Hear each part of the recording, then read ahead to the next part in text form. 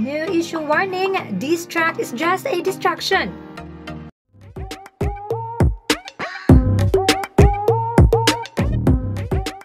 I know may naririnig at nababalitaan kayong bagong issue, and so I made this video to warn and remind you what our Cadena boys have said. Huwag natin pagbigyan. Mag-love si Baka.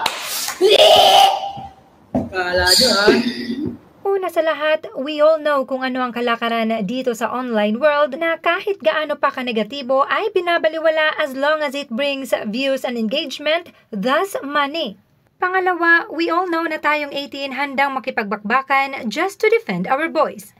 Pero sa totoo lang, nagagamit din yan against us. They trigger us, and when we react at tayo ang nagiging toxic, o di kaya'y they trigger us para tumaas ang kanilang engagement tulad na lang ng ginawa ni Ato at ng ibang mga pages.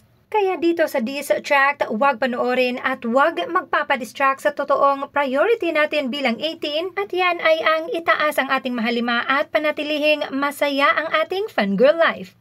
And also, tandaan din na sa genre nila normal ang mga diss tracks laban sa mga kapwa artist nila sa loob ng kanilang community. In fact, pati si Izemil, M-Jite at ang X-Battalion ay pinariringgan din dito. Kaya wag nating seryosohin at mas lalong wag nating pansinin.